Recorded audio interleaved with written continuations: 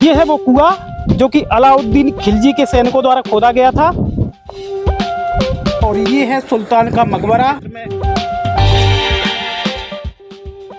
तो उसी समय ये धरती फट गई थी। यहाँ पे राजकुमारी मांडुला इसी में समा गई कि हमने यहाँ पे खोज निकाला है इस प्राचीन किले का। ये प्राचीन कालीन किले की सीढ़ी। दोस्तों, हमारा देश नारी प्रधान देश माना जाता है और हमारे भारतवर्ष में कई सारी नारी शक्तियां हुई हैं जिन्होंने अपने त्याग, बलिदान और साहस की शौर्य गाथाओं से इतिहास के पन्नों को रच दिया है। उन्हीं में से एक किस्सा, एक कहानी मैं आज आप लोगों के बीच में रखने जा रहा हूं। नमस्कार दोस्तों, मैं सुनील तोमर एक बार पुनः स्वागत करता हूं आप सभी का आपके अपने चैनल तोमर विजनेशन में। तो दोस्तों, आज मैं पहुंचा हूं दतिया जिले के सोहड़ा तहसील के अंतर्गत आने वाले इस क्षेत्र में और इस जगह पे मैं खड़ा हूं। दोस्तों, यहाँ मैं आज आपको दिखाने जा रहा हूं। ये पूरा क्षेत्र आपको वीरान नजर आ रहा होगा क्योंकि दोस्तों यहाँ पर एक मरसियानी नामक प्राचीन एक गांव हुआ करता था जो कि यहाँ से निकल गया है डाकुओं की समस्याओं की वजह से। और इस गांव से पूर्व यहाँ पे अलाउद्दीन खिलजी जो दिल्ली का शासक था उसका यहाँ पे लश्कर था। यहाँ पे उसकी सेना रुकी हुई थी और उस सेना को यहाँ पर आने का एक जो विशेष उद्देश्य था वो ये था कि यहाँ के राजा रतन दास जी पुत्री मांडुला एवं पुत्र गंगा रामदेव सिंह के साथ यहाँ शासन किया करते थे। और उनकी पुत्री देवी मांडुला बहुत ही ज्यादा सुंदर थी। उनके सोने के केस बताए जाते थे। एक बार यहाँ पे जब तकिया साईं आया था तो उसने जो है देवी मांडुला को अपने केस को सुखाते हुए देख लिया। बहुत ही सुंदर देवी मांडुला का स्वरूप देखा तो वो एकदम से पागल हो गया उनकी सुंदरता देख के। और जैसे ही फिर वो उसने अलाउद्दीन खिलजी को इस बात की खबर दी कि रतनगढ़ क्षेत्र में राजा रतन दास की पुत्री बहुत ही ज्यादा सुंदर है, तो उसके बाद फिर अलाउद्दीन खिलजी ने राजा रतन दास के लिए एक पत्र लिखा और उस चिट्ठी में लिखा कि आप स्वयं अपनी पुत्री का विवाह मेरे साथ कर दीजिए, अन्यथा आपके सिर पर चढ़ाई कर दी जाएगी, रियासत को छीन लिया जाएगा, आपकी पुत्री को छीन लिया जाएगा हमारे द्वारा। तो इस प्रकार की जब पत्र राजा रतन दास ने पढ़ा तो उन्होंने साफ तौर पे इनकार कर दिया चिट्ठी में।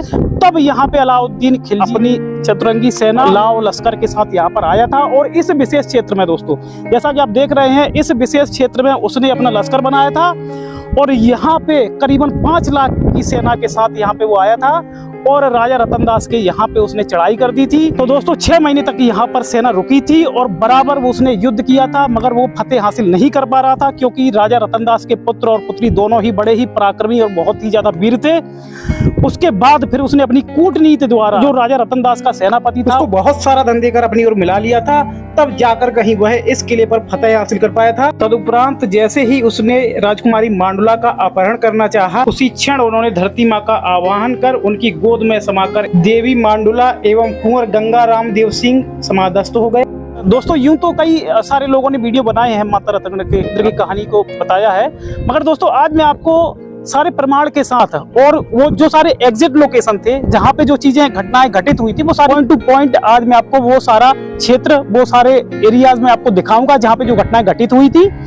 तो उन्हीं में से एक ये क्षेत्र है दोस्तों जहाँ पे अलाउद्दीन खिलजी की यहाँ पे सेना रुकी थी। पूरे 6 महीने तक यहाँ पे सेना रुकी थी और यहाँ पास में ही अलाउद्दीन खिलजी की जो सेना के लाखों की तादाद में जो लोग मारे गए थे उनको जो है उस स्थान पे वहां पे दफनाया गया था और उस क्षेत्र विशेष को हजीरा बोलते हैं और वो हजीरा भी यहाँ नजदीक है। तो दोस्तों, वैसे तो ये बहुत ही जंगली इलाका है, आप देख सकते हैं यहाँ पे डाकुओं का भी विशेष क्षेत्र रहा है, विशेष गढ़ रहा है ये रतनगढ़ का पूरा क्षेत्र। अलाउद्दीन खिलजी की पूरी सेना यहाँ पे रुकी थी और उन्होंने अपने सेना के लिए खाने पीने का प्रबंध भी यहाँ पे किया था और उसी क्रम में उन्होंने यहाँ पर पीने के पानी का बंदोबस्त करते हुए यहाँ पे एक कुआं भी खोदा था और उस कुएं को मैं आपको दिखाने जा रहा हूँ। तो देखते हैं वो कुआं जो कि अलाउद्दीन खिलजी की सेना द्वारा खोदा गया था।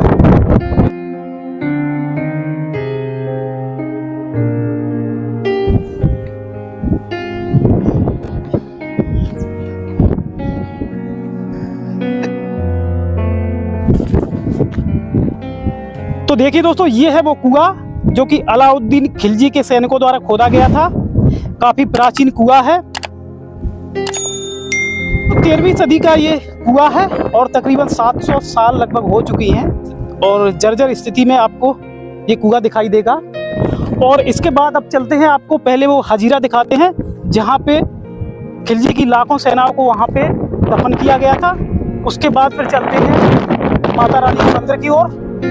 तो बने रहिए हमारे साथ में।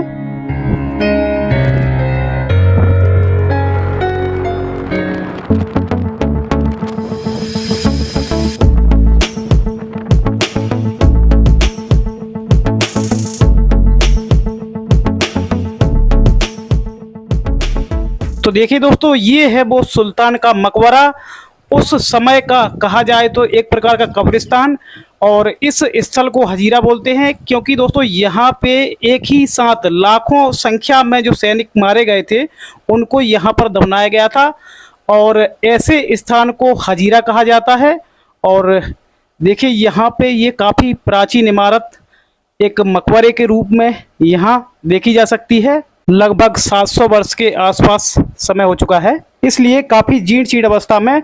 देखिए किस प्रकार से मकबरे के गुम्बद में आपको सुराख नजर आ रहा होगा। तो इस प्रकार अपने अस्तित्व को खोता हुआ ये मकबरा। तो ये था सुल्तान का मकबरा। और आइए अब चलते हैं रतनगढ़ की ओर। यहाँ पर रतनगढ़ किले के अस्तित्व को खंगालने की कोशिश करेंगे एवं माँ रतनगढ़ के आपको दर्शन कराएंगे।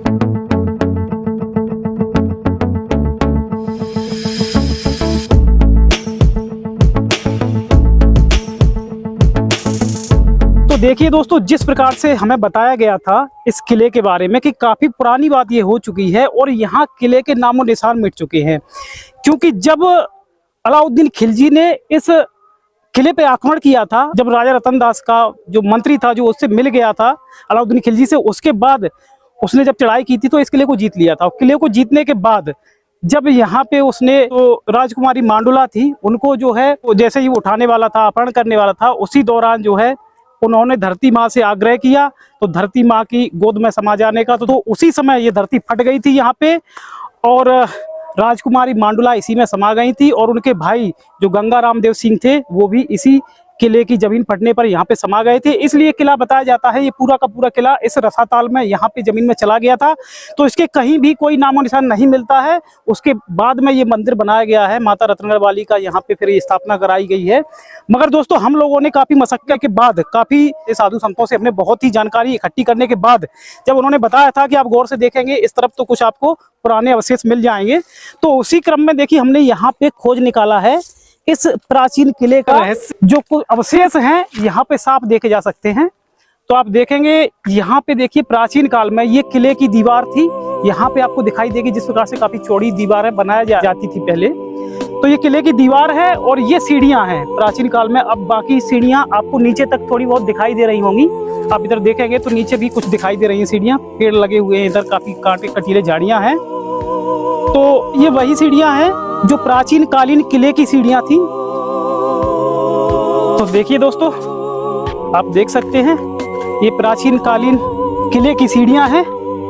आज मैंने और केशव भाई ने साथ में मिलकर ढूंढा है इनको। प्राचीन काल में जैसा कि जानते हैं आप लोग कि किले की दीवारें काफी चौड़ी हुआ करती थी।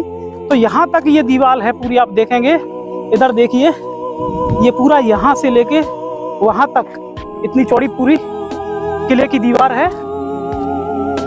यहाँ पे आप देखेंगे, देखिए एक सिरा ये है और एक सिरा उधर, तकरीबन 25 फुट की दीवार है।